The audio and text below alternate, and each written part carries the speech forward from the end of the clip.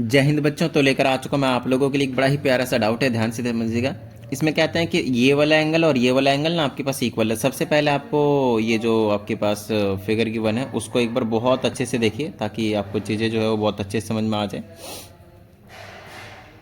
इसमें ये जो छोटा वाला, इसको पहले तो मैं छोटा कर देता हूँ थोड़ा सा, ऐसे, ठीक है। ये वाला एंगल, ये वाला यहाँ से ऐसे और ये वाला ऐसे यहाँ से, ये एंगल और यहाँ से ये जो एक्स एक्स जो लिखा हुआ है ना, ये वाला एंगल, ये आपके पास दोनों इक्वल है, ठीक है ना। अब मैं समझ में आ जाएगा ये एंगल और ये वाला एंगल।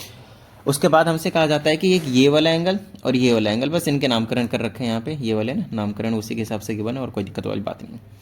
तो ये जो ग्रीन वाले के इक्वल है और दूसरा वाला मैं कलर ही चेंज कर देता हूँ तो आपको आसानी समझ में आ जाएगा। ये जो वाइट वाला एंगल है वो वाइट वाले एंगल के इक्वल है, ठीक है। फिर हमसे कहा जाता है कि आप प्रूव करें कि भाई ये जो पी क्यू आर ट्रायंगल है, पी क्यू आर ये वाला वाइट वाला, ठीक है ना, और दूसरा वाला ये वाला जो ग्रीन वाला ट्रायंगल है, ये दोनों आपके पास क्या है, सिमिलर है, ठीक है ना।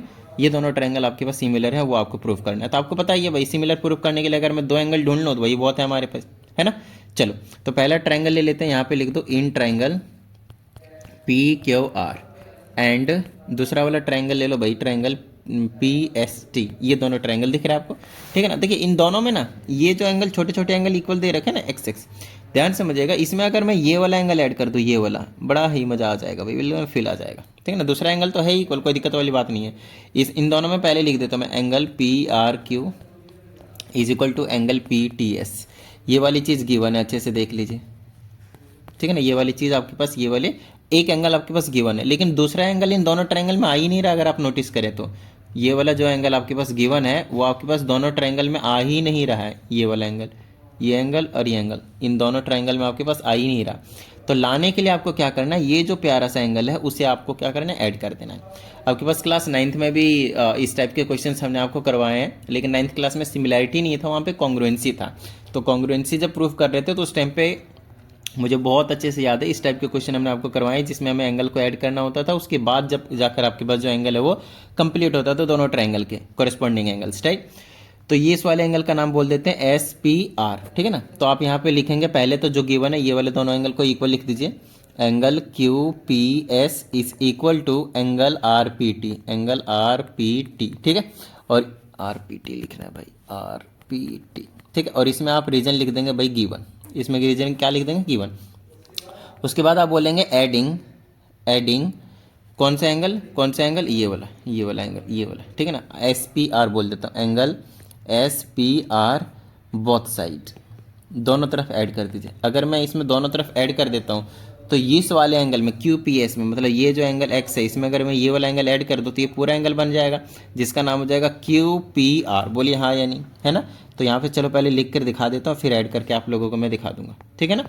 चलो, तो ये हो जाएगा एंगल क्यू पी एस में ऐड कर दिया एंगल एस पी आर, और राइट साइड भी एंगल आर पी टी में ऐड कर दिया एंगल एस पी आर, ठीक है। चलें आगे, ओके। अब ये दोनों ही एंगल क्या बना लेंगे आपके पास, angle Q P R is equal to, यहाँ पे लिख देंगे एंगल, ये वाला एंगल पूरा बन जाएगा इस साइड से, तो इसको एस पी टी बोल सकते हैं, एस पी टी। ये सेकेंड इक्वेशन होगी। तो अब आपके पास एक तो ये वाली चीज़ गिवन थी और एक ये आपने प्रूफ कर दिया, तो अब आप बोल सकते हैं कि बाई डबल ये, बाई एंगल एंगल क्राइटेरिया, ये दोनों ट्रायंगल के आपके पास सिमिलर है, हेंस प्रूव्ड। तो पार्ट 1 आपने कुछ इस तरह से प्रूफ कर दिया यहाँ पे, आई ना बात समझ में, ठीक है ना। चलेगा, आगे चलते हैं। उसके बाद हमसे यहाँ पे कहा जाता है दूसरे वाले पार्ट में कि पी टी और एस टी का रेशियो आपके पास इक्वल दिया है, ध्यान से दिया हुआ है, मतलब ये रहा पी टी और अपॉन में एस टी, इन दोनों का रेशियो जो है वो 3:4 है।